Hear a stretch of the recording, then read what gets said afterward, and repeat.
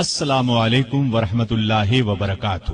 سیدنا عثمان غنی رضی اللہ عنہ پیش خدمت ہے۔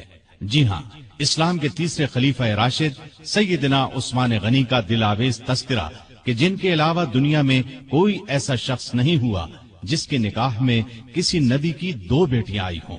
اعلان نبوت سے پہلے نبی کریم صلی اللہ علیہ وسلم نے اپنی بیٹی رقیہ کو ان کے نکاح میں دیا۔ بدر کے روز وہ فوت ہو گئیں تو اپنی دوسری بیٹی ام کلثوم کو ان کے نکاح میں دے دیا۔ آپ پہلے پہل ایمان لانے والوں یعنی السابقون الاولون میں شامل ہیں، عشرہ مبشرہ میں سے ہیں۔ ان کی مظلومانہ شہادت تاریخ اسلام کی پیشانی پر ایک داغ ہے جسے قیامت تک مٹایا نہ جا سکے گا۔ نبی کریم صلی اللہ علیہ وسلم نے ارشاد فرمایا، الہی میں عثمان سے راضی ہوں، تو بھی اس سے راضی ہو جا۔ عثمان کو آج کے بعد کوئی عمل نقصان نہیں دے گا۔ جماعت اصحاب روشن ستارے ہیں، آسمان پر موجود ستاروں کی روشنی کم و بیش ہے۔ یہی مثال صحابہ کرام رضی اللہ عنہم کی ہے، لیکن ہیں سبھی روشن۔ ان میں سب سے نمایاں، سب سے روشن اور سب سے تابناک بہرحال پہلے 4 صحابہ رضی اللہ عنہم ہی ہیں۔ یہی پہلے 4 اصحاب خلفائے راشدین ہیں۔ عشرہ مبشرہ میں بھی سب سے پہلے انہی کا نام ہے۔ اسلام کا دامن شہادتوں سے مالا مال ہے۔ اعلان نبوت کے بعد سے آج تک مسلمان اسلام کے لیے قربانیاں دیتے آئے ہیں۔ خود نبی پاک صلی اللہ علیہ وسلم کے دور میں بہت سے صحابہ شہادت سے سرفراز ہوئے۔ آج واقعہ کربلا کو شہادت کا سب سے بڑا واقعہ خیال کیا جاتا ہے۔ ایسا خیال کرنے والے سیدنا عثمان غنی رضی اللہ عنہ کی شہادت کے واقعے کو نظر انداز کر دیتے ہیں۔ سیدنا عثمان غنی رضی اللہ عنہ کی شہادت حد درجے مظلومانہ شہادت ہے۔ 40 دن تک فسادیوں نے ان کے گھر کو گھیرے رکھا۔ یہ سانحہ اس شخص کے ساتھ پیش آیا جسے نبی صلی اللہ علیہ وسلم نے دنیا میں جنتی ہونے کی بشارت سے نوازا۔ یکے بعد دیگرے اپنی 2 بیٹیاں ان کے نکاح میں دیں۔ اس کے علاوہ بھی جن کے فضائل بے شمار ہیں، وہ مسلمانوں کے تیسرے خلیفہ راشد تھے۔ اسلام کے لیے ان کی قربانیوں کی ایک طویل فہرست ہے، لیکن افسوس جب ہم تاریخ کے اوراق الٹتے ہیں تو ان کے صفحات پر اس جیسی ہستی کا بھی خون پھیلا نظر آتا ہے۔ سیدنا عثمان غنی رضی اللہ عنہ ہجری سال شروع ہونے سے 47 سال پہلے 576 عیسوی میں شہر مکہ میں پیدا ہوئے۔ ان کی پیدائش سے 6 سال پہلے ہمارے رسول کریم صلی اللہ علیہ وسلم دنیا میں تشریف لا چکے تھے۔ ماں باپ نے نام عثمان رکھا، اسی نام سے مشہور ہوئے۔ ابو عبداللہ اور ابو عمرو کنیتیں تھیں، لیکن کنیتیں مشہور نہیں ہوئی۔ مشہور لقب ذوالنورین ہے، اس کا مطلب ہے 2 نوروں والا۔ چونکہ نبی کریم صلی اللہ علیہ وسلم کی 2 صاحبزادیوں سے آپ کی شادی ہوئی، لہذا آپ کو یہ لقب ملا۔ دوسرا لقب غنی ہے، بہت مالدار تھے، لیکن اپنا مال دین کی خدمت اور نیکی کے کاموں میں بے تحاشا خرچ کرتے رہتے تھے، اسی لیے غنی مشہور ہوئے۔ 5ویں پشت میں ان کا سلسلہ نسب رسول کریم صلی اللہ علیہ وسلم سے جا ملتا ہے۔ آپ کا تعلق قریش سے تھا اور قریش کے قبائل میں آپ بنو امیہ سے تھے۔ آپ کے پردادا کا نام امیہ تھا۔ نبی کریم صلی اللہ علیہ وسلم کے پردادا کا نام ہاشم تھا۔ امیہ ہاشم کے بھتیجے اور اپنے خاندان کے رئیس تھے، اس لیے یہ خاندان بنو امیہ کے نام سے مشہور ہوا۔ اس خاندان سے تعلق رکھنے والوں کو اموی کہا جاتا ہے۔ قریش کا قومی جھنڈا بنو امیہ کے پاس تھا۔ اسی طرح بنو ہاشم کے ذمے کعبے کی نگرانی کا کام تھا۔ گویا دونوں خاندان مرتبے والے تھے۔ عثمان غنی کے والد عفان نے اسلام کا زمانہ نہیں پایا۔ رسول اکرم صلی اللہ علیہ وسلم نے جس زمانے میں نبوت کا اعلان فرمایا، عفان اس سے پہلے ہی فوت ہو چکے تھے۔ والدہ کا نام اروا تھا۔ بی بی اروا کی والدہ کا نام ام حکیم بیضا تھا۔ یہ رسول کریم صلی اللہ علیہ وسلم کی پھوپھی یعنی آپ کے والد جناب عبداللہ کی سگی بہن تھیں۔ اس طرح بی بی اروا آپ کی پھوپھی زاد بہن تھیں اور عثمان آپ کے بھانجے تھے۔ آپ کے بچپن کے حالات تاریخ کی کتب میں بہت کم ملتے ہیں۔ اتنا ذکر ضرور ملتا ہے کہ گھر والوں نے عثمان رضی اللہ عنہ کو لکھنا پڑھنا سکھایا، اچھے آدمیوں کی طرح رہنے کی تربیت دی۔ بڑے ہوئے تو غلے کی تجارت شروع کر دی۔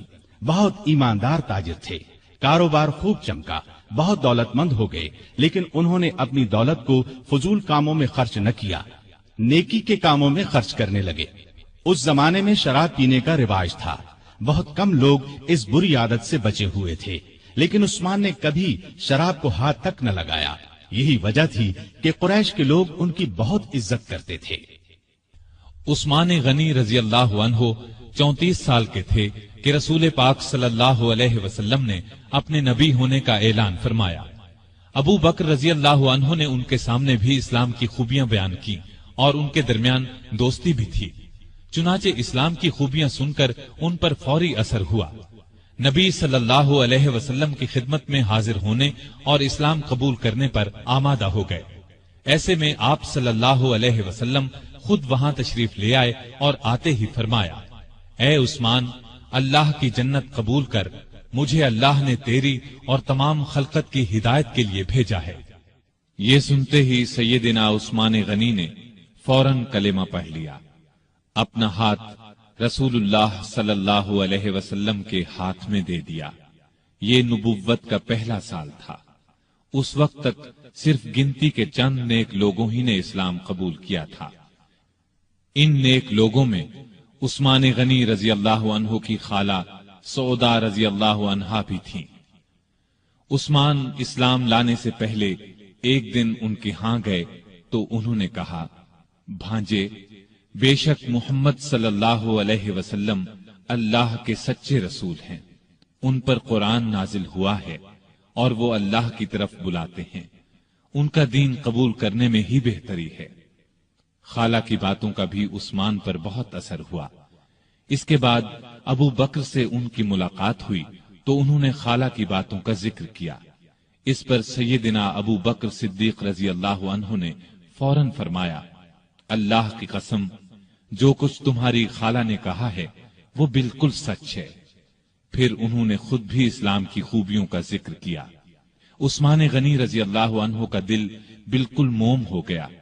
پھر جو ہی نبی صلی اللہ علیہ وسلم وہاں تشریف لائے، عثمان غنی رضی اللہ عنہ نے کلمہ پڑھ لیا۔ جناب ذوالنورین میں اس قدر خوبیاں تھیں کہ ان کے اسلام قبول کرنے کے کچھ ہی عرصے بعد رسول کریم صلی اللہ علیہ وسلم نے اپنی منجلی بیٹی رقیہ رضی اللہ عنہا کی شادی ان سے کر دی۔ اس طرح عثمان رضی اللہ عنہ رسول کریم صلی اللہ علیہ وسلم کے داماد بنے۔ نبوت کے اعلان کو جب 4 سال گزر گئے تو نبی صلی اللہ علیہ وسلم نے لوگوں کو اعلانیہ اسلام کی طرف بلانا شروع کیا۔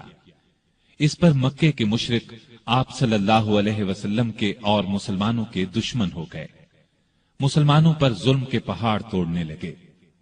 عثمان غنی کے کافر چچا حکم بن ابی العاص کو ان کے اسلام لانے کے بارے میں معلوم ہوا تو آگ بگولا ہو گیا۔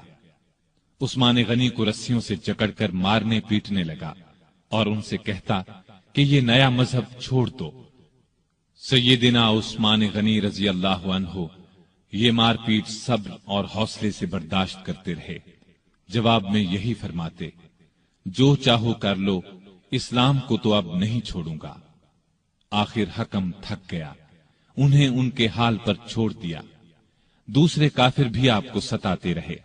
جب کافروں کا ظلم حد سے بڑھا تو نبوت کے 5ویں سال نبی صلی اللہ علیہ وسلم نے مسلمانوں سے فرمایا، تم لوگ یہاں سے نکل کر حبشہ چلے جاؤ، وہاں کا بادشاہ اچھا آدمی ہے، کسی پر ظلم نہیں ہونے دیتا، جب تک اللہ تعالی تمہاری اس مصیبت کو دور نہیں کر دیتا اس وقت تک تم لوگ وہیں ٹھہرو۔ چنانچہ صحابہ کرام رضوان اللہ تعالی علیہم اجمعین کے پہلے گروہ نے حبشہ کی جانب ہجرت کی۔ اس گروہ میں 12 مرد اور 4 عورتیں تھیں۔ سیدنا عثمان غنی رضی اللہ عنہ ان کے امیر تھے اور ان کے ہمراہ ان کی زوجہ محترمہ رسول اللہ صلی اللہ علیہ وسلم کی صاحبزادی رقیہ رضی اللہ عنہا بھی تھیں۔ حبشہ عرب کے جنوب مغرب کی طرف سمندر پار افریقہ کے بر اعظم میں واقع ہے۔ سمندر کا نام بحیرہ قلزم ہے۔ آج کل یہ ملک ایتھوپیا کہلاتا ہے۔ اس زمانے میں حبشہ کے بادشاہ کو نجاشی کہا جاتا تھا۔ اس وقت جو بادشاہ حبشہ پر حکومت کرتا تھا وہ مذہب کے اعتبار سے عیسائی تھا، لیکن بہت نیک دل تھا اور انصاف پسند تھا۔ دوسرے مذہب کے لوگوں پر خود ظلم کرتا، نہ کسی اور کو ان پر ظلم کرنے دیتا تھا۔ سیدنا عثمان غنی رضی اللہ عنہ کی ہجرت کے بارے میں نبی صلی اللہ علیہ وسلم نے یہ الفاظ ارشاد فرمائے: ابراہیم اور لوط علیہ السلام کے بعد عثمان غنی رضی اللہ عنہ پہلے شخص ہیں جنہوں نے اپنے گھر والوں کے ساتھ ہجرت کی۔ ہجرت کے معانی ہیں جدائی یا اپنا وطن اور گھر بار چھوڑ کر کسی دوسرے ملک یا شہر میں جا بسنا۔ اسلام میں ہجرت کا مطلب ہے اپنا وطن اور گھر بار چھوڑ کر کسی دوسرے ملک یا شہر میں اس لیے جانا کہ اپنے دین کو بچایا جا سکے اور کسی ڈر یا رکاوٹ کے بغیر اللہ کی بندگی کی جا سکے۔ دین کی خاطر اپنا پیارا وطن اور گھر بار چھوڑنا بہت بڑی قربانی ہے، اس کا بہت زیادہ ثواب ہے۔ ان مسلمانوں کو ابھی حبشہ گئے 3 ماہ ہی گزرے تھے کہ ان تک یہ خبر پہنچی کہ مکے کے سبھی کافر مسلمان ہو گئے ہیں۔ یہ خبر سن کر انہیں بہت خوشی ہوئی۔ سب مکے کی طرف واپس پلٹے۔ عثمان غنی اور ان کی زوجہ محترمہ رقیہ بھی ساتھ تھیں۔ مکے کے پاس پہنچنے پر انہیں معلوم ہوا کہ وہ خبر غلط تھی۔ اب انہوں نے واپس حبشہ جانا مناسب نہ سمجھا۔ مکے کے سرداروں میں سے کسی نہ کسی کی پناہ حاصل کر کے مکے میں داخل ہو گئے۔ مکے میں وہی حال تھا۔ مسلمانوں پر خوب ظلم و ستم کے پہاڑ توڑے جا رہے تھے۔ جب ان کی سختیاں حد سے بڑھ گئیں تو اگلے سال رسول کریم صلی اللہ علیہ وسلم نے پھر ہدایت فرمائی کہ مسلمان حبشہ کی طرف ہجرت کر جائیں۔ اس مرتبہ 102 مسلمان مرد اور عورتیں حبشہ کی طرف روانہ ہوئے۔ ان میں سیدنا عثمان غنی اور سیدہ رقیہ بھی تھے۔ یہ ان کی حبشہ کی طرف دوسری ہجرت تھی۔ حبشہ پہنچ کر یہ لوگ امن اور چین کی زندگی بسر کرنے لگے۔ قریش نے اپنے آدمی حبشہ بھیج کر کوشش کی کہ نجاشی ان لوگوں کو ان کے حوالے کر دے، لیکن اس نے ایسا کرنے سے انکار کر دیا۔ اس طرح یہ لوگ کئی سال وہاں رہے۔ نبی کریم صلی اللہ علیہ وسلم کے مدینے کی طرف ہجرت کرنے سے کچھ عرصہ قبل یہ پھر مکے پہنچے۔ نبوت کے 13ویں سال رسول پاک صلی اللہ علیہ وسلم نے مسلمانوں کو ہدایت کی کہ وہ ہجرت کر کے یثرب چلے جائیں۔ یثرب مکے کے شمال میں قریباً 421 کلومیٹر دور ایک بہت پرانا شہر تھا۔ وہاں کے رہنے والے بہت سے لوگ مسلمان ہو چکے تھے۔ انہوں نے نبی کریم صلی اللہ علیہ وسلم کو یثرب آنے کی دعوت دی اور یہ عزم ظاہر کیا کہ وہ مرتے دم تک آپ کی حفاظت اور مدد کریں گے۔ ان نیک لوگوں کو اسی لیے انصار یعنی مددگار کہا جاتا ہے۔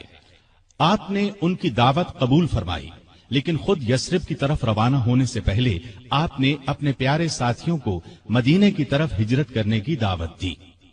اس طرح آپ کی اجازت سے مسلمانوں نے ہجرت شروع کی اور سوائے چند ایک مسلمانوں کے سب مدینے پہنچ گئے۔ عثمان اور رقیہ نے بھی اس زمانے میں مدینے کی طرف ہجرت کی۔ اس تیسری ہجرت میں ان کے ساتھ ان کے بیٹے عبداللہ بھی تھے۔ یہ حبشہ میں پیدا ہوئے تھے۔ یثرب پہنچ کر اوس بن ثابت انصاری کے مہمان بنے۔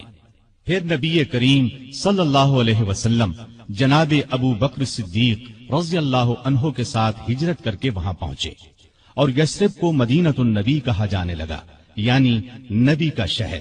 اس کے بعد صرف مدینہ نام رہ گیا۔ مدینے میں مسلمانوں کو پانی کی سخت تکلیف تھی۔ سارے شہر میں صاف اور میٹھے پانی کا صرف ایک کنواں تھا۔ اس کا نام بئر روما تھا۔ کنویں کا مالک ایک یہودی تھا۔ وہ پیسے لیے بغیر اس کنویں سے پانی نہیں لینے دیتا تھا۔ عثمان نے یہ کنواں مسلمانوں کے لیے خریدنا چاہا۔ یہودی فروخت کرنے پر آمادہ نہ ہوا۔ बड़ी मुश्किल से 12,000 दिरहम में कुएं का आधा हिस्सा बेचने पर रजामंद हुआ। ये इस तरह तय हुआ कि एक दिन यहूदी की पानी लेने की बारी होगी, एक दिन सैयदना उस्मान की। जिस दिन सैयदना उस्मान की बारी होती थी, मुसलमान इतना पानी भरकर रख लेते थे कि 2 दिन के लिए काफी हो जाता था। जब उस यहूदी ने देखा कि अब उसे कुएं से कोई फायदा नहीं होता, तो उसने कुएं का बाकी निस्फ हिस्सा भी फरोख्त कर दिया। ये हिस्सा भी सैयदना उस्मान ने खरीद लिया और सारा कुआं मुसलमानों के लिए वक्फ कर दिया। अब कोई रोक टोक न रही, मुसलमान जिस वक्त चाहते पानी ले सकते थे। आपने ये कुआं मुसलमानों के लिए 20,000 दिरहम में खरीदा। भाईचारा कराते वक्त नबी करीम सल्लल्लाहु अलैहि वसल्लम ने औस बिन साबित अंसारी को आपका भाई बनाया। हिजरत के बाद आप इन्हीं के हां उतरे थे। ऊंचे रुतबे के सहाबी थे। उहुद की लड़ाई में शहादत पाई। इब्तिदा में मस्जिद नबवी बहुत छोटी सी थी। मुसलमानों की तादाद में इजाफा हुआ तो नबी करीम सल्लल्लाहु अलैहि वसल्लम ने इरादा फरमाया 7 वाली जमीन मस्जिद के लिए खरीद ली जाए। आपने ऐलान फरमाया कि कोई है जो इस जमीन को खरीद कर मस्जिद में शामिल कर दे और बदले में जन्नत ले ले। इस पर सैयदना उस्मान फौरन आगे बढ़े, 10,000 दिरहम में जमीन खरीद कर मस्जिद के लिए पेश कर दी। हिजरत के दूसरे साल रमजान में बद्र की लड़ाई पेश आई। उस वक्त नबी सल्लल्लाहु अलैहि वसल्लम की प्यारी बेटी और उस्मान की ज़ौजा मुहतरमा सैयदा रुक़ैया रज़ी अल्लाहु अन्हा सख्त बीमार थीं। आप सल्लल्लाहु अलैहि वसल्लम ने उनकी देखभाल के लिए उस्मान रज़ी अल्लाहु अन्हु को मदीने में छोड़ा और उनसे फरमाया, तुम्हें उस शख्स के बराबर सवाब मिलेगा जो लड़ाई में शरीक होगा। तुम यहां रहकर रुक़ैया की तीमारदारी करो। आप सल्लल्लाहु अलैहि वसल्लम ने अपने एक और करीबी सहाबी उसामा बिन ज़ैद रज़ी अल्लाहु अन्हु को भी मदीने में छोड़ा ताकि वो तीमारदारी के सिलसिले में उस्मान रज़ी अल्लाहु अन्हु की मदद करें। जिस रोज बद्र का मारका हुआ और मुसलमानों को फतह नसीब हुई, उसी रोज मदीने में सैयदा रुक़ैया रज़ी अल्लाहु अन्हा का इंतकाल हुआ। सैयदना उस्मान गनी रज़ी अल्लाहु अन्हु को सैयदा रुक़ैया रज़ी अल्लाहु अन्हा की वफात से बहुत सदमा पहुंचा। नबी करीम सल्लल्लाहु अलैहि वसल्लम बद्र से वापस तशरीफ लाए। बेटी के इंतकाल की इत्तिला मिली। बहुत सदमा महसूस हुआ। आंखों से आंसू जारी हो गए। रुक़ैया रज़ी अल्लाहु अन्हा की कब्र पर तशरीफ ले गए। उस्मान गनी रज़ी अल्लाहु अन्हु को तसल्ली दी। माले गनीमत में से एक मुजाहिद के बराबर उन्हें हिस्सा दिया और फरमाया, तुम्हारा सवाब भी किसी दूसरे से कम नहीं है। सैयदा रुक़ैया रज़ी अल्लाहु अन्हा की वफात के बाद सैयदना उस्मान गनी रज़ी अल्लाहु अन्हु बहुत गमगीन रहने लगे। कहा करते थे, अफसोस, रसूलुल्लाह सल्लल्लाहु अलैहि वसल्लम से मेरा रिश्ता टूट गया। आप सल्लल्लाहु अलैहि वसल्लम ने उनकी ये हालत देखी तो अपनी दूसरी बेटी सैयदा उम्मे कुलसूम रज़ी अल्लाहु अन्हा का निकाह उनसे कर दिया। ये निकाह हिजरत के तीसरे साल रबीउल अव्वल के महीने में हुआ। इसके 2 महीने बाद उम्मे कुलसूम रज़ी अल्लाहु अन्हा की रुखसती हुई। हिजरत के तीसरे साल शव्वाल के महीने में ग़ज़वा उहुद पेश आया। इस लड़ाई में सैयदना उस्मान गनी रज़ी अल्लाहु अन्हु ने शिरकत की। दूसरे मुसलमानों की तरह बहादुरी से लड़े। दर्रे पर मुकर्रर 50 सवार जब इस दर्रे से हट गए और काफिरों ने उस तरफ से अचानक हमला किया तो मुसलमानों के पांव उखड़ गए। उस वक्त आप सल्लल्लाहु अलैहि वसल्लम की शहादत की खबर फैली तो हजरत उस्मान गनी रज़ी अल्लाहु अन्हु सदमे से निढाल होकर अपनी जगह खड़े के खड़े रह गए। फिर जब मुसलमानों ने नबी करीम सल्लल्लाहु अलैहि वसल्लम को देख लिया तब सब लोग आप सल्लल्लाहु अलैहि वसल्लम की तरफ दौड़े। सैयदना उस्मान गनी रज़ी अल्लाहु अन्हु भी उनमें शामिल थे। ग़ज़वा खंदक में भी आप रज़ी अल्लाहु अन्हु ने भरपूर हिस्सा लिया। फिर खंदक की हिफाजत के लिए जिन सहाबा को मामूर किया गया उनमें सैयदना उस्मान गनी रज़ी अल्लाहु अन्हु भी शामिल थे। मुसलमानों को काबे से बहुत मोहब्बत थी। जब से हिजरत करके आए थे काबे की जियारत नहीं कर सके थे। ہجرت کے چھٹے سال ذیقعد کے مہینے میں رسول اللہ صلی اللہ علیہ وسلم 1400 صحابہ کو ساتھ لے کر مکے کی طرف روانہ ہوئے۔ ان میں سیدنا عثمان بھی شامل تھے۔ آپ کا ارادہ عمرہ کرنے کا تھا۔ مکے میں قریش کو خبر ہوئی کہ مسلمان مکے کی طرف آ رہے ہیں تو انہوں نے اعلان کر دیا کہ ہم مسلمانوں کو مکے میں داخل نہیں ہونے دیں گے۔ ان کے بہت سے نوجوان مسلمانوں کا راستہ روکنے کے لیے نکل پڑے۔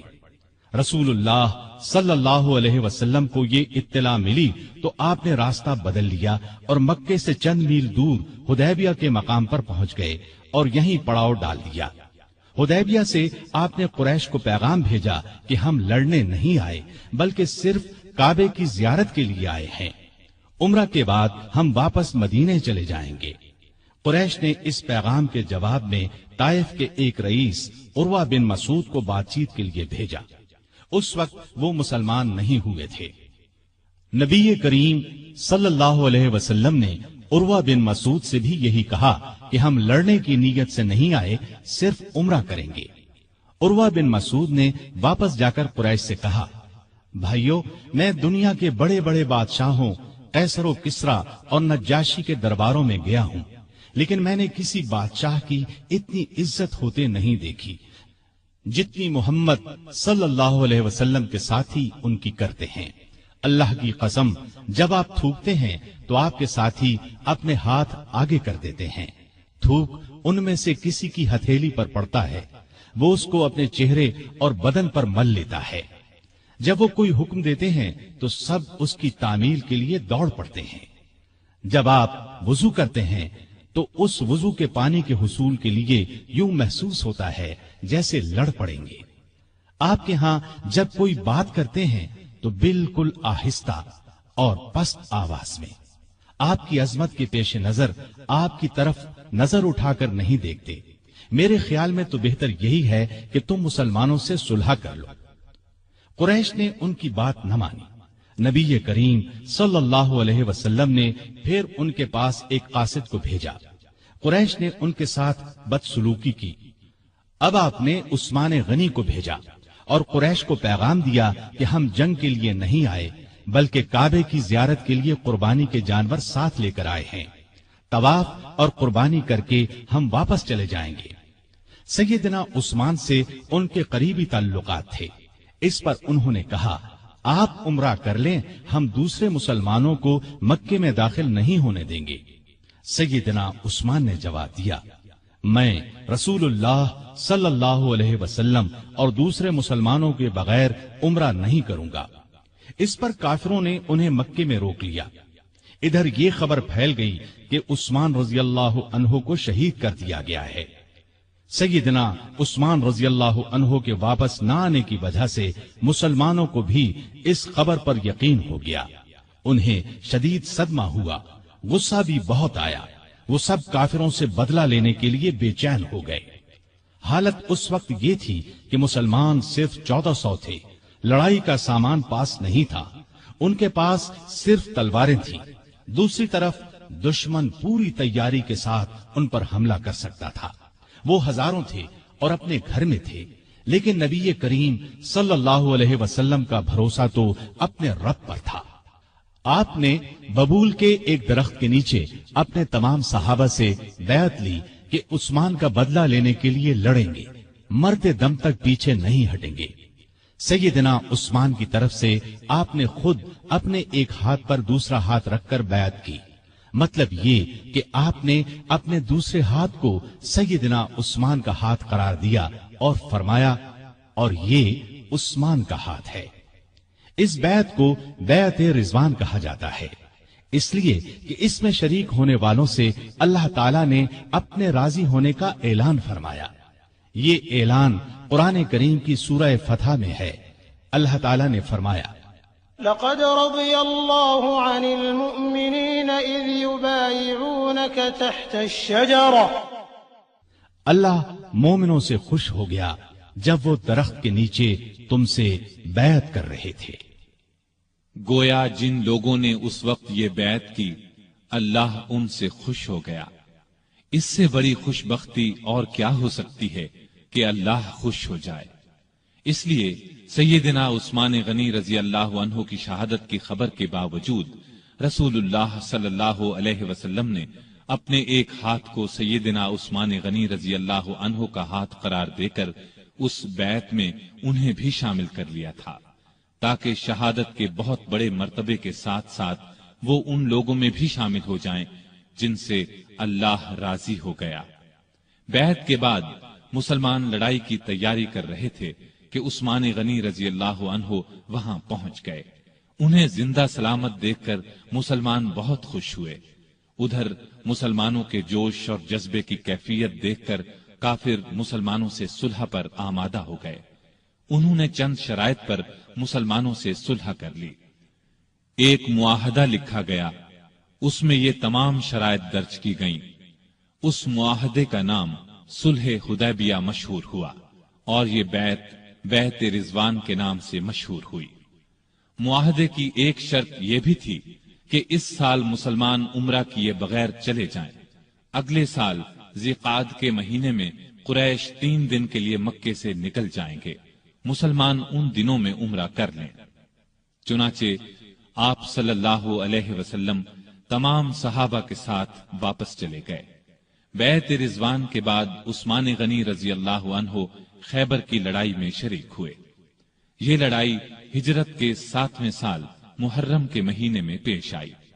فتح کے بعد رسول اللہ صلی اللہ علیہ وسلم نے سیدنا عثمان غنی رضی اللہ عنہ کو خیبر میں زمین کا ایک حصہ عنایت فرمایا۔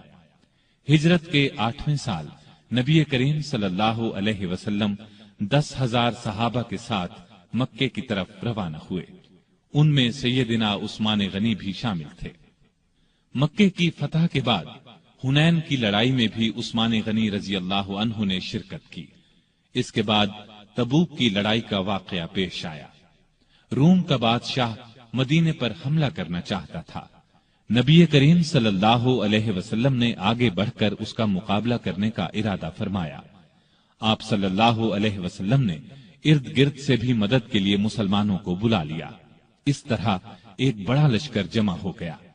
اتنے بڑے لشکر کے لیے خوراک، ساز و سامان، ہتھیاروں اور سواریوں کا انتظام ایک مسئلہ تھا۔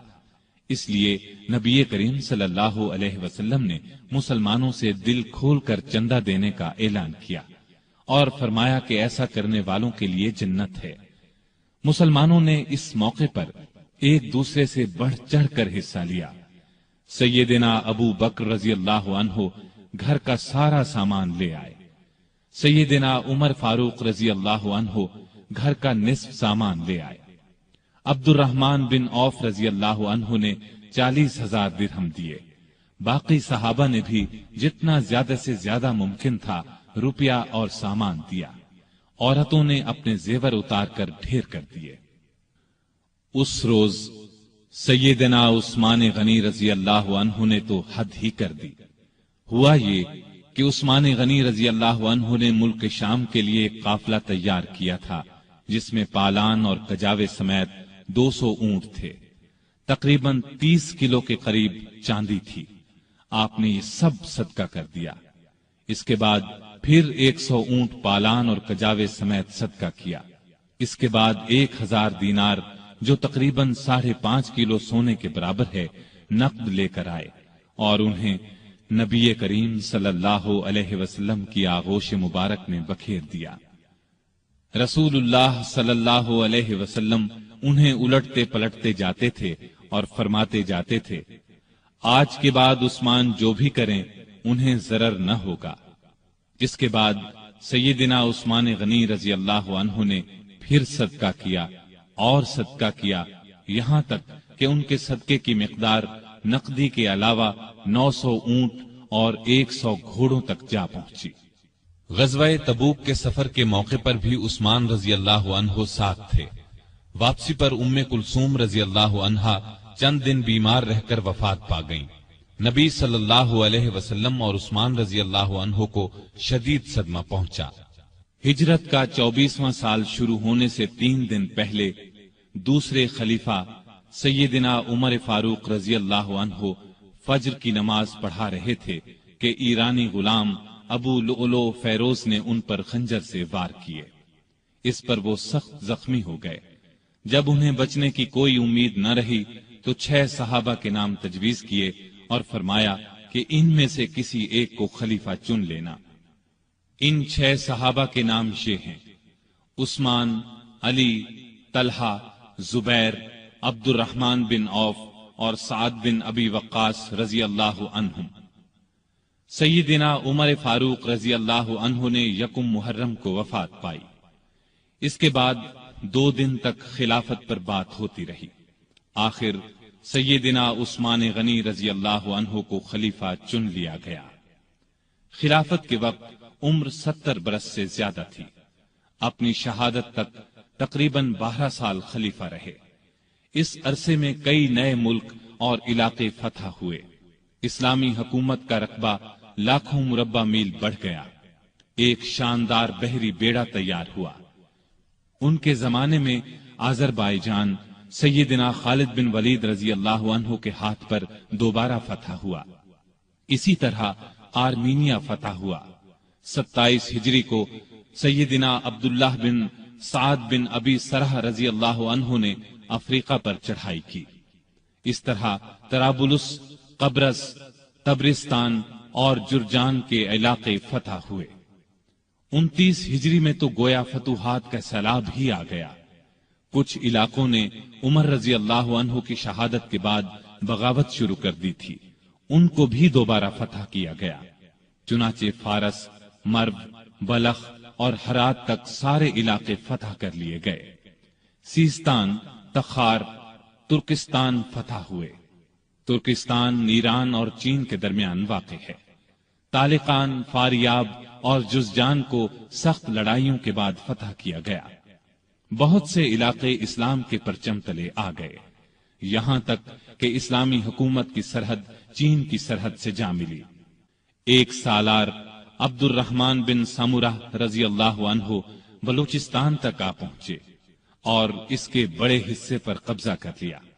اس زمانے میں بلوچستان نام کا کوئی صوبہ نہیں تھا۔ اس علاقے کو سندھ کا حصہ سمجھا جاتا تھا۔ پھر پورے ایران کو فتح کر لیا گیا۔ کابل سمیت وہ تمام علاقے اسلامی حکومت میں شامل ہو گئے جو آج کل افغانستان، بلوچستان اور وسط ایشیا کا حصہ ہیں۔ ایران میں آئے دن بغاوتیں ہوتی رہتی تھیں۔ اس کی وجہ یہ تھی کہ ایران کا آخری آتش پرست حکمران یزدگرد ابھی زندہ تھا۔ سیدنا عمر فاروق رضی اللہ عنہ کے زمانے میں وہ بھاگ کر ترکستان چلا گیا تھا۔ سیدنا عثمان غنی رضی اللہ عنہ کے دور میں وہ خراسان اور پھر سیستان پہنچا۔ مسلمانوں کے خلاف بغاوت کی، لیکن اسلامی لشکر نے دونوں جگہ اس کی بغاوت کو کچل دیا۔ خود یزدگرد ایک پنچکی والے دیہاتی کے ہاتھوں مارا گیا۔ یہ واقعہ عثمان غنی رضی اللہ عنہ کی خلافت کے 8ویں سال پیش آیا۔ اس کے بعد ایران میں بغاوتوں کا سلسلہ رک گیا۔ اس کے بعد روم کے بادشاہ کانسٹینس نے شام اور مصر پر حملے کا ارادہ کیا۔ وہ 500 جنگی جہازوں کے بحری بیڑے کے ساتھ اسلامی ساحلوں کی طرف بڑھا، لیکن اسلامی لشکر نے اسے زبردست لڑائی کے بعد شکست فاش دی۔ رومی دم دبا کر بھاگے۔ بھاگنے والوں میں ان کا بادشاہ بھی تھا۔ اس جنگ کو مستولوں والی جنگ کہا جاتا ہے۔ اس طرح رومیوں کا غرور خاک میں مل گیا۔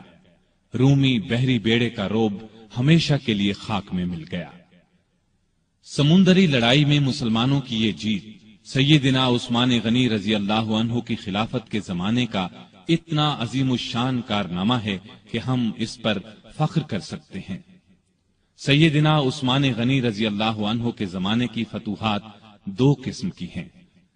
سیدنا عمر رضی اللہ عنہ کے زمانے میں جو علاقے فتح ہوئے تھے ان میں سے کچھ باغی ہو گئے تھے۔ سیدنا عثمان غنی رضی اللہ عنہ کے دور خلافت میں ان علاقوں کو پھر سے فتح کیا گیا۔ اس طرح ان علاقوں پر دوبارہ اسلام کا جھنڈا لہرانے لگا۔ ان میں آذربائیجان، آرمینیا، ہمدان، رے، خراسان اور اسکندریہ وغیرہ کی بغاوتوں کا کچلا جانا شامل ہے۔ دوسری قسم کی فتوحات وہ ہیں جو مسلمانوں نے نئے علاقے فتح کیے۔ ان میں افریقہ یعنی طرابلس، مراکش، الجزائر، تیونس کے علاقے، نیز ان کے علاوہ قبرص، طبرستان، جرجان، افغانستان، ترکستان اور قفقاز وغیرہ فتح ہوئے۔ قفقاز کو کوہ قاف بھی کہا جاتا ہے۔ ایران کے بہت سے علاقے عمر رضی اللہ عنہ کے دور میں فتح ہو چکے تھے، کچھ باقی تھے، مثلا طوس، بیحق، نیشاپور، بلخ وغیرہ۔ یہ سب سیدنا عثمان غنی رضی اللہ عنہ کے زمانے میں فتح ہوئے۔ بحری بیڑے کی فتح کے بعد مسلمان بحیرہ روم پر چھا گئے، دنیا کی ایک زبردست بحری طاقت بن گئے۔ شام کے والی سیدنا امیر معاویہ نے سیدنا عثمان کی توجہ اس طرف دلائی کہ ہمیں ہر وقت رومیوں کی طرف سے بحری حملے کا خطرہ رہتا ہے، ان کے مقابلے کے لیے ہمارے پاس بھی بحری بیڑا ہونا چاہیے۔ اس پر انہوں نے بحری بیڑا تیار کرنے کا حکم دیا۔ سیدنا امیر معاویہ نے مصر کے والی عبداللہ بن سعد کے ساتھ مل کر ایک عظیم الشان بحری بیڑا تیار کیا، جس میں کئی سو جنگی جہاز تھے۔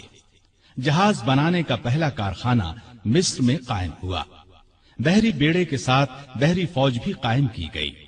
اس بیڑے کا نصف حصہ شام اور نصف مصر کے ساحل پر رہتا تھا۔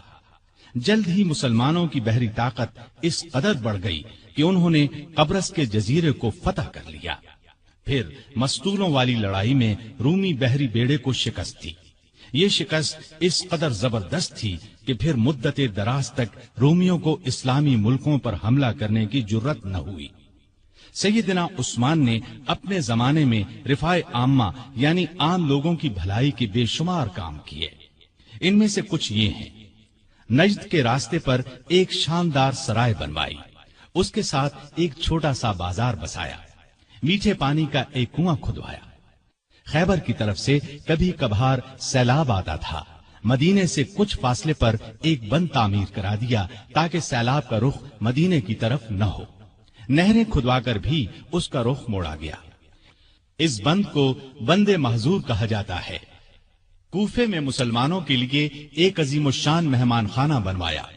پورے ملک میں اونٹوں اور گھوڑوں کی پرورش کا بہت اچھا انتظام کیا۔ ان کے لیے جگہ جگہ چراگاہیں بنوائی، ان کے قریب چشمے بنوائے۔ بعض چراگاہیں اتنی بڑی تھیں کہ ان میں کئی کئی ہزار اونٹ اور گھوڑے پرورش پاتے تھے۔ ان چراگاہوں کی نگرانی کرنے والوں کے لیے ان کے ساتھ مکان بنوائے۔ مدینے کی طرف آنے والے تمام راستوں کو اچھے طریقے سے بنوایا تاکہ مسافروں کو کوئی تکلیف نہ ہو۔ ان پر جگہ جگہ چوکیاں اور سرائیں بنوائیں، چشموں کے پانی کا انتظام کیا، سڑکیں بنوائیں، ندی نالوں اور دریاؤں پر پل بنوائے، مختلف شہروں میں مساجد تعمیر کروائیں۔ آپ کے زمانے میں مدینے میں ایک بڑا بیت المال تھا۔ اس کے علاوہ ہر صوبے میں ایک بیت المال ہوتا تھا۔ یہ گویا سرکاری خزانے تھے۔ ان سے حقداروں کو حق دیا جاتا، محتاجوں کی مدد کی جاتی۔ بے شمار نئے علاقے فتح ہونے کی وجہ سے ملک کی آمدنی بہت بڑھ گئی تھی۔ چنانچہ جن لوگوں کو بیت المال سے وظیفے ملتے تھے ان میں 100 درہم کا اضافہ کر دیا گیا۔ رمضان میں امہات المومنین یعنی امت کی ماؤں کو 2 درہم روزانہ، جبکہ دوسرے لوگوں کو 1 درہم بیت المال سے دیا جاتا تھا۔ اس کے علاوہ انہیں کھانا بھی دیا جاتا۔ مقدمات کا فیصلہ کرنے کے لیے جگہ جگہ قاضی مقرر تھے۔ قاضی عالم لوگوں کو مقرر کیا جاتا تھا، انہیں معقول تنخواہیں دی جاتی۔ قاضی حاکم کے ماتحت نہیں ہوتے تھے۔ اس طرح وہ ہر مقدمے کا فیصلہ قرآن اور حدیث کے مطابق کرتے تھے۔ ان پر کسی کا کوئی دباؤ نہیں ہوتا تھا۔ بڑے بڑے شہروں میں مفتی بھی تھے۔ قاضی حضرات کو کسی مسئلے میں کوئی مشکل پیش آتی تو وہ مفتیوں سے فتویٰ طلب کرتے، ان کے فتووں کے مطابق فیصلہ کرتے۔ حکومت کے کاموں میں سیدنا عثمان بڑے بڑے بزرگ صحابہ سے مشورے لیتے تھے۔ آپ ساری زندگی اپنے مال سے دین کی خدمت کرتے رہے۔ ایک خدمت یہ تھی کہ تمام مسلمانوں کو قرآن پاک کی ایک قرات پر جمع کر دیا، حرم شریف میں توسیع کروائی، ارد گرد کے مکانات خرید کر یہ کام کروایا۔ آپ نے خانہ کعبہ پر پہلی بار نہایت قیمتی غلاف چڑھایا۔ اس سے پہلے معمولی غلاف ہوتا تھا۔ مسجدوں میں خوشبوؤں کی دھونی آپ کے زمانے سے شروع ہوئی، صفوں کو سیدھا رکھنے کے لیے آدمی مقرر کیے۔ سیدنا عثمان غنی رضی اللہ عنہ اسلام کی تبلیغ اور اشاعت کا بہت خیال رکھتے تھے، دوسرے مذاہب کے لوگوں سے بہت اچھا سلوک کرتے تھے۔ مختصر یہ کہ آپ کے دور میں بہت شاندار کام ہوئے، اسلام نے بہت ترقی کی، لیکن افسوس آپ کی خلافت کے آخری چند سال بہت مشکلات میں گزرے۔ اس کی وجہ وہ فتنے تھے جو اندر ہی اندر پک رہے تھے، سلگ رہے تھے۔ فتنوں کی یہ آگ پھر بھڑک اٹھی۔ سیدنا عثمان غنی رضی اللہ عنہ کے خلاف فتنے برپا کرنے والے وہ لوگ تھے جو اپنے آپ کو مسلمان کہتے تھے، لیکن اصل میں وہ مسلمان نہیں تھے۔ انہوں نے مسلمانوں کا روپ دھار لیا تھا، اور یہ روپ انہوں نے دھارا ہی اس لیے تھا کہ مسلمانوں کی جڑوں کو کھوکھلا کریں، ان کے خلاف سازشیں کریں، فتنے جگائیں، انہیں آپس میں لڑا دیں تاکہ مسلمان کمزور سے کمزور ہوتے چلے جائیں۔ سیدنا عثمان غنی رضی اللہ عنہ کے خلاف سازشوں کا بازار جن لوگوں نے گرم کیا، ان کا سردار عبداللہ بن سبا تھا۔ یہ یہودی نسل کا ایک مکار آدمی تھا، اس نے پرہیزگاری کا لباس اوڑھ رکھا تھا، لوگ اس کی باتوں میں آتے چلے گئے، بے شمار لوگوں کو اس نے اپنا ہم خیال بنا لیا۔ اس نے سیدنا عثمان غنی رضی اللہ عنہ اور ان کے گورنروں کے خلاف لوگوں کو بھڑکانا شروع کر دیا۔ وہ ان کے ہر کام میں نقص نکالنے لگا، ان پر بے جا الزامات لگانے لگا۔ بہت سے کمزور ایمان والے لوگ اس کے گرد جمع ہو گئے، ان میں ایسے لوگ بھی تھے جو نئے نئے مسلمان ہوئے تھے، ان میں ابھی پختگی نہیں آئی تھی۔ کوفہ، بصرہ اور مصر میں اس نے سازشوں کا جال بچھا دیا۔ یہ جال اس قدر مہارت سے بچھایا گیا کہ بعض نیک دل لوگ بھی شک میں پڑ گئے کہ کہیں واقعی تو ایسا نہیں ہے۔ ایسے لوگوں میں بھی بے چینی پھیل گئی، پھر بے چینی کی یہ لہر مدینے کے لوگوں تک جا پہنچی۔ عبداللہ بن سبا اور اس کے حامیوں نے فتنے اور سازش کی یہ آگ الزامات کے ذریعے لگائی۔ اس نے الزام لگایا کہ عثمان غنی رضی اللہ عنہ نے اپنے رشتہ داروں کو خوش کرنے کے لیے انہیں بڑے بڑے عہدوں پر مقرر کر رکھا ہے۔ انہوں نے بیت المال سے بڑی بڑی رقمیں ایسے لوگوں کو دیں جو ان کے حقدار نہیں تھے، بلکہ زیادہ تر ان کے رشتہ دار تھے۔ طرابلس کی جنگ سے جو مال غنیمت حاصل ہوا، اس کا 5واں حصہ بیت المال کا حق تھا، لیکن انہوں نے مصر کے گورنر عبداللہ بن سعد کو دے دیا۔ جب سیدنا عثمان غنی رضی اللہ عنہ تک یہ باتیں پہنچیں تو انہوں نے بھرے مجمع میں ان الزامات کے یہ جوابات دیے۔ میں نے ان لوگوں کو خوش کرنے کے لیے نہیں، بلکہ لائق، بہادر اور بھروسے کے قابل سمجھ کر اونچے عہدوں پر مقرر کیا ہے۔ میں اپنے خاندان والوں سے واقعی محبت کرتا ہوں، لیکن ان کی خاطر ظالم نہیں بن سکتا۔ میں ان کے صرف وہی حق ادا کرتا ہوں جو واجب ہیں، ان کو دل کھول کر دیتا ہوں تو بیت المال سے نہیں، اپنے ذاتی مال میں سے دیتا ہوں۔ مسلمانوں کا مال میں اپنے لیے حلال سمجھتا ہوں اور نہ کسی دوسرے کے لیے۔ طرابلس کی لڑائی میں عبداللہ بن سعد اسلامی فوج کے سپاہ سالار تھے۔ میں نے ان سے وعدہ کیا تھا کہ اگر آپ لڑائی میں کامیاب ہوئے تو غنیمت کے مال کا 5واں حصہ آپ کو دیا جائے گا۔ فتح کے بعد میں نے اپنے وعدے کے مطابق یہ حصہ انہیں دیا، لیکن جب دوسرے مسلمانوں نے اس بات کو پسند نہ کیا تو میں نے یہ حصہ ان سے لے کر بیت المال میں جمع کرا دیا۔ اب اس میں اعتراض والی بات کون سی رہ گئی؟ اس کے علاوہ ان پر ایک چراہ گاہ کے بارے میں بھی الزام تھا۔ یہ چراہ گاہ مدینے کے قریب بنائی گئی تھی۔ سیدنا عثمان غنی رضی اللہ عنہ نے اس کو حکومت کی ملکیت قرار دیا، عام لوگوں کو اس سے فائدہ اٹھانے سے روک دیا۔ اس الزام کے جواب میں انہوں نے یہ کہا کہ اس چراہ گاہ کو مجھ سے پہلے ہی سرکاری بنا دیا گیا تھا تاکہ سرکاری گھوڑے اور اونٹ وہاں چر سکیں۔ میں نے اس میں عام لوگوں کو مویشی چرانے سے نہیں روکا۔ میرے پاس تو صرف 2 اونٹ ہیں جو میں نے حج کے لیے رکھ چھوڑے ہیں۔ خلافت سے پہلے میں سب سے زیادہ اونٹوں اور بکریوں کا مالک تھا۔ اب ان 2 اونٹوں کے سوا میرے پاس کوئی جانور نہیں ہے، یعنی میں اس چراگاہ میں اپنے مویشی نہیں چراتا۔ ان کے علاوہ سیدنا عثمان پر اور بھی ایسے الزامات لگائے گئے تھے جن کی سرے سے کوئی حقیقت ہی نہیں تھی۔ بعض باتوں کا بتنگڑ بنا دیا گیا تھا۔ ادھر فساد پھیلانے والے لوگ کسی بات کے جواب پر کوئی توجہ نہیں دیتے تھے۔ ان کی تو بس ایک ہی ضد تھی کہ سیدنا عثمان کو خلیفہ نہ رہنے دیا جائے۔ جب یہ لوگ دوسروں کو کھلم کھلا بغاوت پر ابھارنے لگے تو سیدنا عثمان نے صوبوں کے تمام گورنروں کو مدینے میں طلب کر کے ان سے مشورہ کیا کہ اس شورش کو کیسے رفع کیا جائے۔ بعض نے رائے دی کہ فساد پھیلانے والوں کو سخت سزائیں دی جائیں، لیکن سیدنا عثمان بہت نرم مزاج تھے، ایسا کرنا پسند نہ کیا۔ دوسری کسی رائے پر بھی اتفاق نہ ہو سکا۔ سارے گورنر اپنے اپنے علاقوں کی طرف واپس روانہ ہو گئے۔ ان کے جانے کے بعد سیدنا عثمان نے شورش دور کرنے کے لیے 3 کام کیے۔ ایک یہ کہ کوفے کا گورنر سعید بن عاص کی جگہ بزرگ صحابی ابو موسیٰ اشعری کو مقرر فرمایا، کیونکہ کوفے کے باغی سعید بن عاص کے دشمن بن چکے تھے اور انہوں نے یہ مطالبہ کیا تھا کہ ابو موسیٰ اشعری کو کوفے کا گورنر بنایا جائے۔ دوسرا یہ کہ چند صحابہ کو تمام صوبوں میں یہ تحقیق کرنے کے لیے بھیجا کہ لوگوں کی جائز شکایات کیا ہیں اور ان کو کیسے دور کیا جا سکتا ہے۔ تیسرا یہ کہ ملک بھر میں اعلان کرا دیا کہ جس کسی کو مجھ سے یا میرے کسی حاکم سے کوئی شکایت ہو وہ حج کے موقع پر پیش کرے، میں یہ شکایت دور کر دوں گا اور ظالم سے مظلوم کا حق دلاؤں گا۔ جس وقت سیدنا عثمان حالات کو سدھارنے کی یہ کوششیں فرما رہے تھے، عین اس وقت دوسری طرف مصر، کوفہ اور بصرہ کے سازشی لوگوں نے آپس میں خطوط لکھ کر خفیہ طریقے سے طے کیا کہ اچانک مدینے پہنچ کر سیدنا عثمان سے تلوار کے زور پر اپنے مطالبات منوائے جائیں۔ آخر یہ لوگ جن کی تعداد ہزاروں میں تھی ایک ہی وقت مدینے پہنچے۔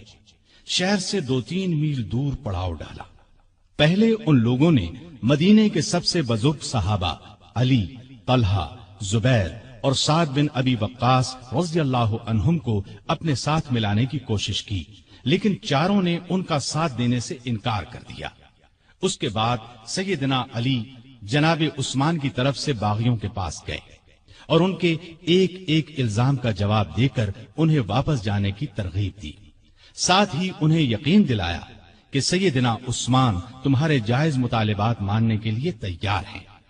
اس پر سارے باغی واپس جانے پر رضامند ہو گئے اور اپنے اپنے علاقے کی طرف روانہ ہو گئے۔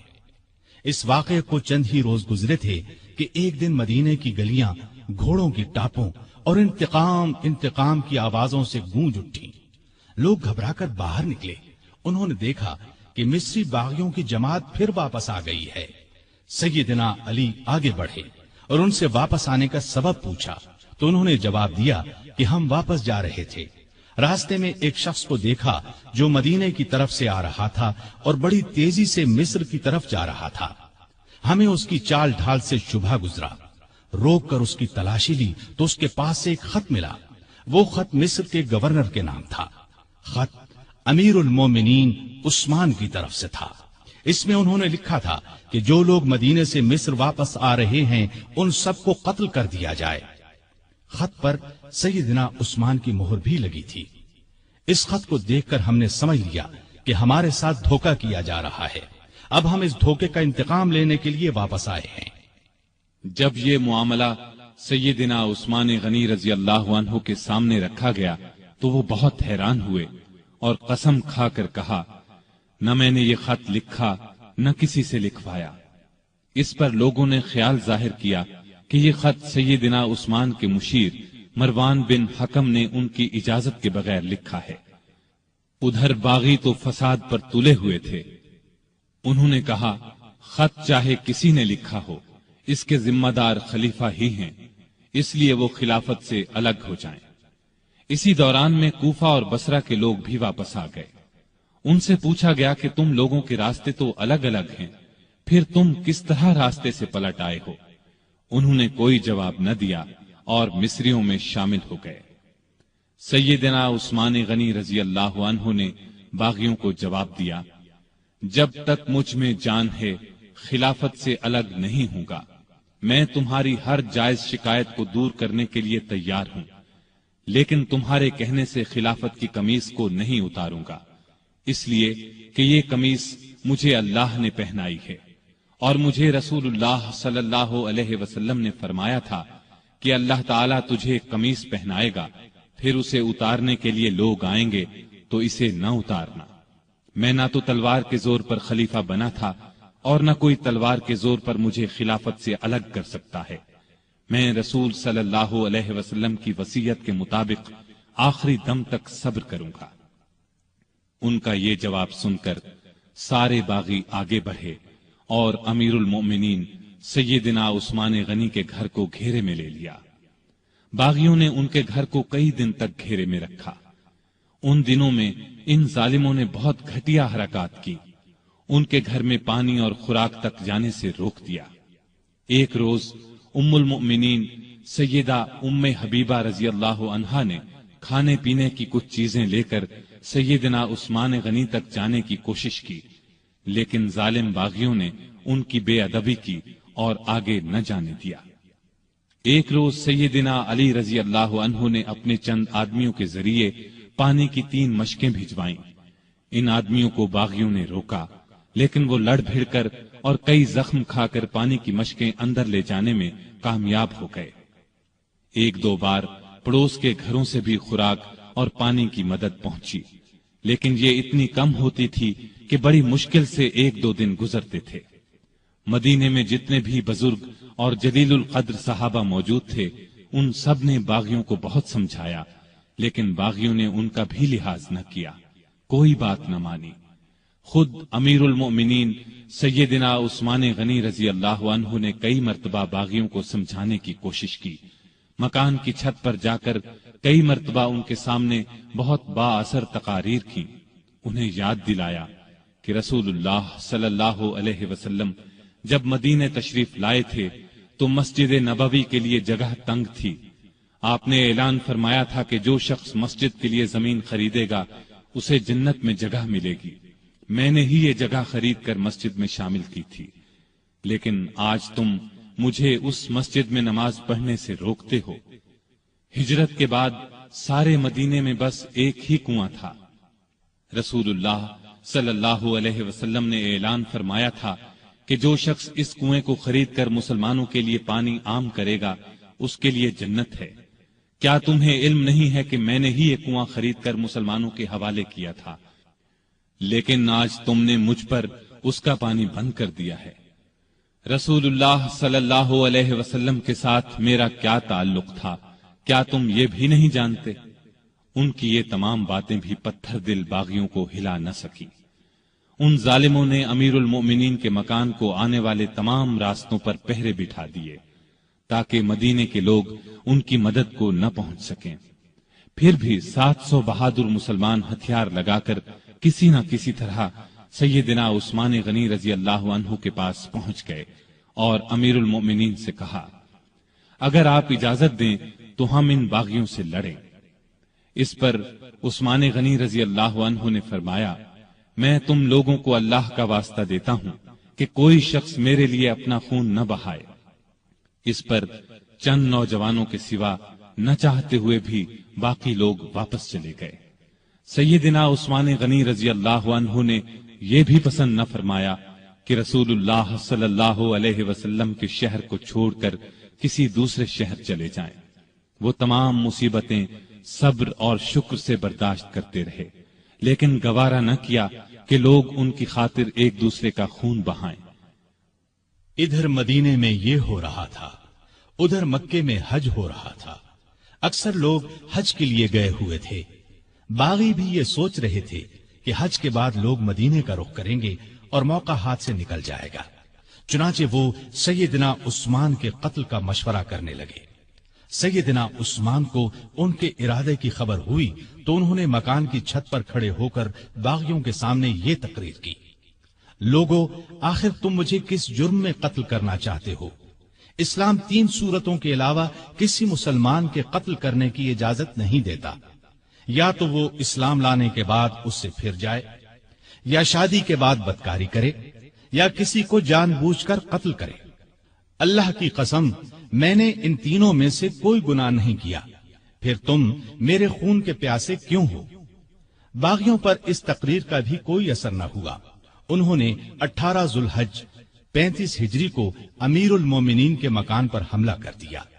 گھر کے بڑے دروازے پر حسن بن علی، عبداللہ بن زبیر، محمد بن طلحہ رضی اللہ عنہم اور کچھ دوسرے نوجوان پہرا دے رہے تھے۔ انہوں نے باغیوں کا زبردست مقابلہ کیا اور زخم کھا کر بھی انہیں اندر داخل نہ ہونے دیا۔ اب 4 باغی ساتھ کے ایک مکان کے ذریعے دیوار پھاند کر اندر داخل ہو گئے۔ اس وقت سیدنا عثمان روزے سے تھے اور قرآن پاک کی تلاوت کر رہے تھے۔ ظالموں نے لوہے کی ایک سلاخ، نیزے اور تلوار سے ان پر وار کیے۔ ان کی زوجہ محترمہ سیدہ نائلہ انہیں بچانے کے لیے آگے بڑھیں تو تلوار کے وار سے ظالموں نے ان کی انگلیاں کاٹ دیں۔ اس طرح ظالموں نے 82 سالہ نہت امیر المومنین سیدنا عثمان رضی اللہ عنہ کو شہید کر دیا۔ انا للہ و انا الیہ راجعون۔ انہیں شہید کر دیا جنہوں نے اپنے آپ کو بچانے کے لیے ان کا خون بہانا پسند نہیں فرمایا تھا، ورنہ وہ فوج بلا کر ان سب کو قتل کروا سکتے تھے۔ ان کا خون قرآن کے ان الفاظ پر گرا، فَسَيَكْفِيكَهُمُ اللَّهُ۔ وہ جمعے کے دن کا تیسرا پہر تھا۔ ان کی شہادت کی خبر سن کر لوگ سناٹے میں آ گئے۔ ان کے گمان میں بھی نہیں تھا کہ بات یہاں تک پہنچ جائے گی۔ جنازہ رات کے وقت لے جایا گیا، ڈر تھا کہ باغی ناش کی بے حرمتی نہ کریں۔ اس مظلوم شہید کو بقیع الغرقد المعروف جنت البقیع میں دفن کیا گیا۔ آپ بہت خوبصورت تھے، ہمیشہ صاف ستھرا لباس پہنتے تھے، لیکن ایسا لباس نہیں پہنتے تھے جس سے غرور پیدا ہو۔ گھر کے افراد کو بھی ایسا لباس نہیں پہننے دیتے تھے۔ غذا عام طور پر سادہ اور نرم کھاتے تھے۔ اپنی روزی کپڑے اور غلے وغیرہ کی تجارت سے کماتے تھے۔ بہت دیانتدار اور کامیاب تاجر تھے۔ اپنی دولت اللہ کے راستے میں لٹاتے رہتے تھے۔ بہت زیادہ صفائی پسند تھے۔ جس دن سے مسلمان ہوئے تھے ہر روز غسل فرماتے تھے۔ خوشبو بہت پسند تھی۔ فرض نمازوں اور روزوں کی سختی سے پابندی کے علاوہ نفلی عبادت بھی بہت کرتے تھے۔ اکثر تیسرے دن روزہ رکھتے، رات کو صرف اتنا کھاتے کہ انسان زندہ رہ سکے۔ بعض اوقات تو ساری رات عبادت میں گزار دیتے۔ قرآن مجید کی تلاوت کا بہت زیادہ شوق تھا۔ تلاوت کے بغیر کوئی دن نہ گزرتا تھا۔ ہر سال حج کے لیے جاتے، آخری سال باغیوں کے محاصرے کی وجہ سے نہ جا سکے۔ لکھنا پڑھنا جانتے تھے، وحی کی کتابت بھی کرتے تھے۔ وحی نازل ہوتی تو اکثر نبی کریم صلی اللہ علیہ وسلم انہیں لکھنے کے لیے بلاتے۔ قرآن کے بہت بڑے عالم اور حافظ تھے۔ رسول اللہ صلی اللہ علیہ وسلم کی 146 احادیث آپ کے ذریعے سے امت تک پہنچی۔ شریعت کے مسائل سے بخوبی واقف تھے۔ لوگ ان سے مسئلے پوچھتے تھے۔ نبی کریم صلی اللہ علیہ وسلم کی دوسری بیٹی سیدہ ام کلثوم کی وفات کے بعد آپ نے کچھ اور نکاح بھی کیے۔ 9 یا 7 بیٹیاں اور 8 بیٹے ہوئے۔ 2 بیٹے بچپن ہی میں فوت ہو گئے۔ ان کے ایک بیٹے ابان نے شہرت پائی، بنو امیہ کی حکومت میں اونچے عہدوں پر کام کیا۔ حیا سیدنا عثمان میں بہت زیادہ تھی، حتیٰ کہ فرشتے بھی ان سے حیا کرتے تھے۔ اللہ کا خوف بہت تھا۔ موت، قبر اور قیامت کا ہر وقت خیال رہتا۔ آپ کی سخاوت انتہا کو پہنچی ہوئی تھی۔ کوئی دن ایسا نہیں گزرتا تھا جس میں وہ خیرات نہ کرتے ہوں۔ وہ اللہ تعالی کے اس ارشاد کی مکمل تصویر تھے۔ جو لوگ ضرورت مندوں کے لیے دل کو تنگ کیے بغیر اپنا مال خرچ کرتے ہیں وہی کامیاب ہیں۔ سیدنا عثمان غنی رضی اللہ عنہ نے بئر روما خرید کر مسلمانوں کے لیے عام کر دیا۔ مسجد نبوی کی توسیع کے لیے زمین خریدی۔ سیدنا علی رضی اللہ عنہ کی سیدہ فاطمہ رضی اللہ عنہا سے شادی کا موقع آیا تو انہوں نے اپنی زرہ سیدنا عثمان رضی اللہ عنہ کے ہاتھ 480 درہم میں بیچ دی۔ عثمان رضی اللہ عنہ نے اس رقم کے ساتھ وہ زرہ بھی انہیں واپس تحفے میں دے دی۔ تبوک کے موقع پر تو ان کی دریا دلی کی انتہا نہ رہی۔ قحط کے موقع پر غلے سے لدے ہوئے اونٹ لوگوں میں تقسیم کر دیے۔ ہر جمعے کو ایک غلام آزاد کرتے تھے۔ کسی جمعے نہ کر پاتے تو آئندہ جمعے 2 غلام آزاد کرتے۔ اپنی خلافت کے زمانے میں بیت المال سے اپنی ذات کے لیے 1 درہم بھی نہ لیا، اگرچہ وہ کم از کم 5000 درہم ہر سال لینے کے حقدار تھے۔ 12 سالہ خلافت میں 60,000 درہم گویا انہوں نے مسلمانوں کے لیے چھوڑ دیے۔ آپ رضی اللہ عنہ میں سادگی انتہا کو پہنچی ہوئی تھی۔ اپنے کام اپنے ہاتھوں سے کرتے تھے۔ ایک مرتبہ ایک غلام نے سیدنا عثمان غنی رضی اللہ عنہ کو دعوت دی۔ اس کی دعوت خوشی سے قبول کر لی۔ نہایت صابر تھے، تمام مصیبتیں نہایت صبر سے برداشت کی، اپنے حامیوں کو مخالفین پر تلوار نہ اٹھانے دی۔ نبی اکرم صلی اللہ علیہ وسلم سے آپ کو بے انتہا محبت تھی۔ ایک مرتبہ نبی کریم صلی اللہ علیہ وسلم کے گھر میں 4 دن کا فاقہ تھا۔ سیدنا عثمان غنی رضی اللہ عنہ کو پتہ چلا تو فوراً بہت سا آٹا، کھجوریں، 1 بکرا اور 300 درہم لے کر حضور صلی اللہ علیہ وسلم کے گھر پہنچے۔ اس وقت آپ صلی اللہ علیہ وسلم گھر میں نہیں تھے۔ انہوں نے یہ چیزیں بی بی عائشہ رضی اللہ عنہا کے حوالے کی۔ تھوڑی دیر بعد کچھ روٹیاں اور بھنا ہوا گوشت بھی دے آئے۔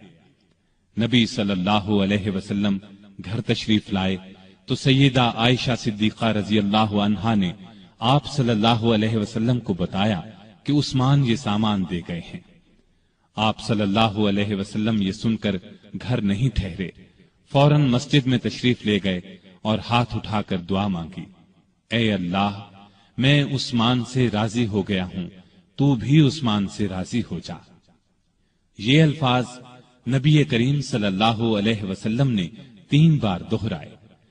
جس ہاتھ سے سیدنا عثمان غنی رضی اللہ عنہ نے نبی کریم صلی اللہ علیہ وسلم سے بیعت کی تھی، اس ہاتھ سے ساری زندگی گندی چیز کو نہیں چھوا۔ باغیوں کی شورش بڑھی تو امیر معاویہ رضی اللہ عنہ نے پیشکش کی کہ آپ میرے پاس شام آ جائیں، یہاں آپ ہر طرح سے محفوظ رہیں گے۔ اس پر فرمایا، چاہے میری گردن کٹ جائے، میں رسول اللہ صلی اللہ علیہ وسلم کے شہر کو نہیں چھوڑ سکتا۔ نبی کریم صلی اللہ علیہ وسلم کو بھی آپ سے اتنی ہی محبت تھی، اس لیے اپنی 2 بیٹیاں آپ کے نکاح میں دیں۔ سیدنا عثمان غنی رضی اللہ عنہ ان 10 صحابہ میں سے ایک ہیں جنہیں جنت کی خوشخبری نبی کریم صلی اللہ علیہ وسلم نے اس دنیا ہی میں دے دی تھی۔ رسول اللہ صلی اللہ علیہ وسلم کا یہ بھی فرمان ہے، عثمان رضی اللہ عنہ جنت میں میرے ساتھی ہیں۔ سیدنا عثمان غنی رضی اللہ عنہ کے چند قول یہ ہیں، اس نے اللہ کا حق نہیں جانا جس نے لوگوں کا حق نہیں جانا۔ حقیر سے حقیر پیشہ اختیار کرنا ہاتھ پھیلانے سے بہتر ہے۔ غریب کا 1 روپیہ خیرات کرنا دولت مند کے 1 لاکھ روپے خیرات کرنے سے بہتر ہے۔ اپنے رب کے سوا کسی سے امید نہ رکھو۔ گناہ کسی نہ کسی صورت دل کو بے قرار رکھتا ہے۔ سب سے برا آدمی وہ ہے جو لوگوں کی برائیاں بیان کرتا پھرے۔ اللہ تعالی سیدنا عثمان غنی رضی اللہ عنہ پر رحمتیں نازل فرمائے، آمین۔